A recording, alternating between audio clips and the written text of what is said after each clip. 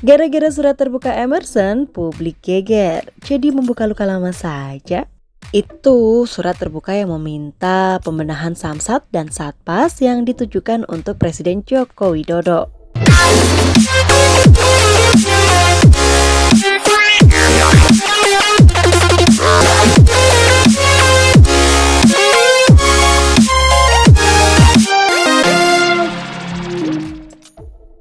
Emerson sebagai warga negara Indonesia merasa resah dan prihatin soal pelayanan publik, khususnya di sistem administrasi Manunggal Satu Atap atau Samsat dan Satuan Administrasi SIM atau Satpas yang sampai saat ini masih belum bebas dari pungutan liar atau pungli dan percaloan. Dalam surat ini, Emerson Yunto menyinggung soal praktik pungli dan percaloan dalam pembuatan dan perpanjangan SIM di Satpas. Jadi, warga diminta membayar uang tanpa bukti penerimaan yang sah. Belum lagi Emerson bilang kalau adanya sejumlah ujian teori yang tidak transparan, bahkan ada yang tidak masuk akal. Nggak tanggung-tanggung, Emerson bilang kalau Valentino Rossi dan Lewis Hamilton ikut ujian SIM di Indonesia bisa jadi bakal gagal. Karena sulitnya ujian ini, makanya banyak warga yang nggak mau repot. Mereka rela membayar lebih asal SIM dan surat-surat cepat jadinya. Gimana? Sudah ingat soal penyakit lama ini? Luka yang karena sudah terbiasa, makanya kadang kita sebagai warga negara jadi seolah membiarkan. Ngomong-ngomong soal surat izin mengemudi, ini nih syaratnya untuk bikin SIM di Indonesia.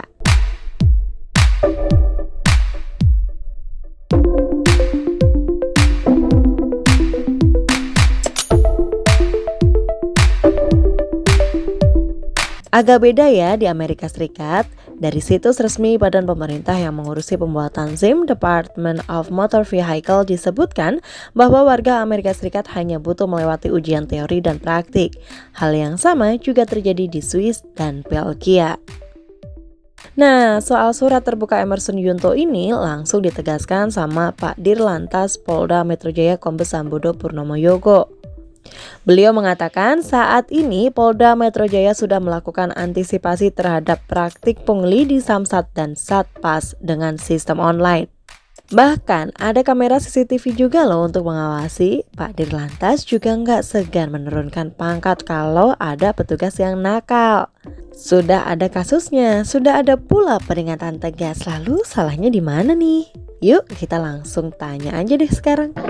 Ini soal pungli ya, satu problem yang sudah berurat akar lama, berkali-kali dibongkar ya, tetapi kemudian juga terjadi lagi. Itu namanya laten dan menahun ya. Kita ingat kemarin waktu Presiden Jokowi menginstruksikan bahwa pungli di Pelabuhan Peti Kemas Tanjung Priok ditindak ya. Itu langsung kan mendapat reaksi cepat dari kepolisian ya, ada penangkapan segala macam. Tetapi sekarang kita tanyakan, terjadi lagi nggak? Ternyata setelah itu terjadi lagi, modusnya dirubah. Jadi ini ada apa ini masalahnya sebetulnya ya? Ya masalahnya memang udah berurat akar itu, para aparat kita bahkan masyarakat sendiri menjadi bagian yang praktek pungli atau korup tersebut. Yuk kita tanya aja deh sama masyarakatnya. Biasanya orang yang mau bikin SIM, perpanjang SIM bisa disebut pungli itu karena ada calonya ya kan. Nah, kenapa ada calo? Ya biasanya orang-orang yang pakai calo tuh orang-orang yang males ngantri gitu, males proses.